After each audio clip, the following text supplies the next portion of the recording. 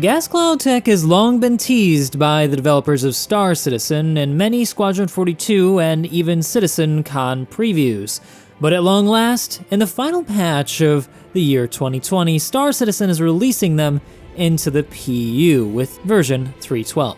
But what sets them apart from other games, and what, if any, gameplay does it bring into the player's hands? Hey guys, I'm Morphologist, and in this video that's exactly what we're going to be talking about. I'll take you through what they do in 3.12 and what plans CIG has for them going into the future with upcoming patches. And if you think I did a good job by the end, make sure you hit that like and subscribe button, and be sure to check me out over on Twitch, where I'm giving away several game packages for new players who are looking to get into the game themselves.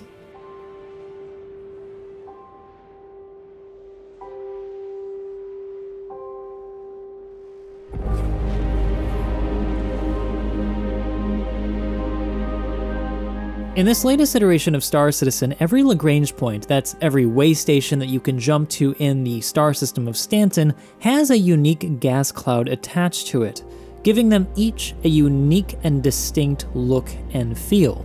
And this really is the first practical reason for their existence.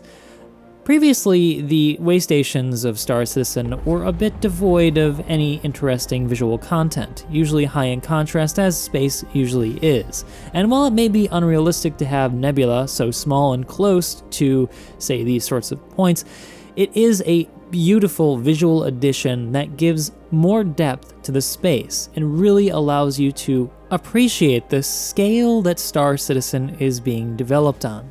On every approach, you can see just how gargantuan these structures are in space.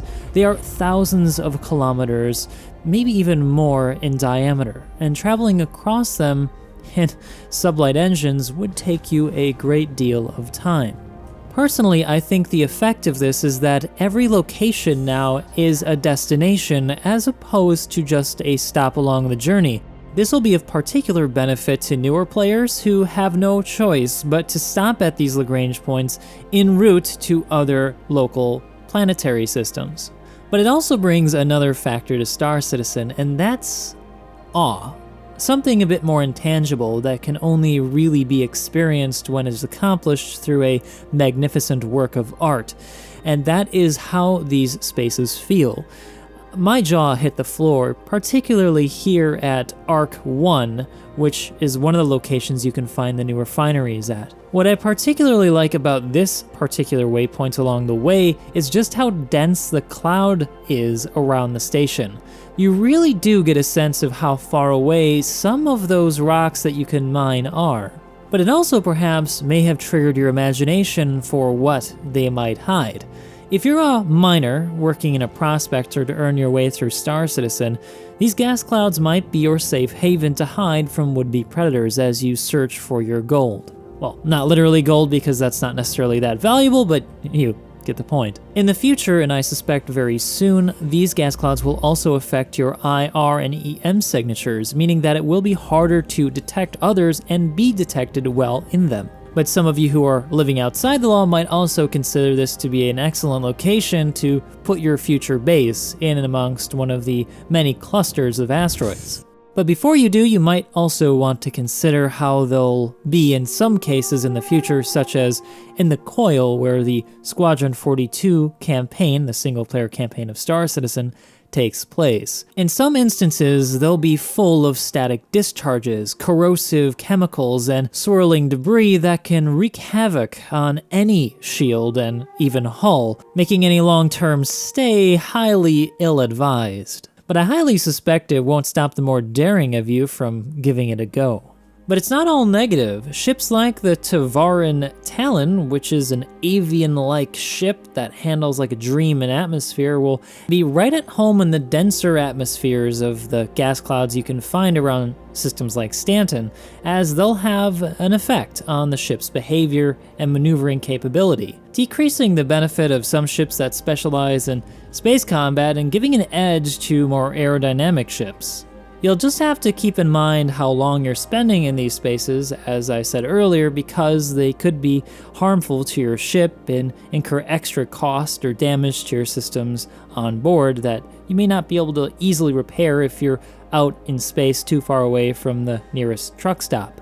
But the gas itself could also hold some value. If I'm not mistaken, I recall that at some point CIG also talked about the idea of having some ships like the Starfarer, which currently only serves the role of refueling, be able to collect these gases and refine them to something that can be sold. Which should be great, because it would give it definitely far more utility and offset just how good it looks. Sadly, of course, not all of these things are in yet, but every feature in Star Citizen is taken in steps, and seeing as how we've seen some of these features actively working in the single-player campaign, I don't think we'll have to wait too much longer to see some more of them come online. For now, they're a very interesting visual element to the game that I think really adds and enhances the experience, making it feel far more polished and exciting to be a part of. Now, I'm definitely the kind of person, the kind of content creator that prefers to see substantive gameplay in Star Citizen when things are added. Visual stuff is great, but if it's got nothing more to it, then it really isn't maybe all that interesting. But I don't think in this case the visual side of it can be underestimated, particularly when it comes to mining. Mining has never been the most exciting event. The most fun places to mine have traditionally been on the surfaces of moons and planets because they do offer a far more visually interesting and dynamic experience. But now these gas clouds are gonna give a much better backdrop for people who do enjoy doing mining and may in fact encourage others to get out there and check out these clouds and maybe make a little bit of money. It also does help with the contrast. Things are easier to see now with these gas clouds. You have a better idea of how far things are from you, and of course you can also see this shiny new HUD a heck of a lot better. But it may not just be the clouds that draw your interest to trying mining this patch, because they also have the brand new refinery decks on stations, which actually do have gameplay associated with them. Real refining gameplay, which is really cool and deserves its own video. So I'm going to reserve that for an entirely separate video where I talk about it in more detail.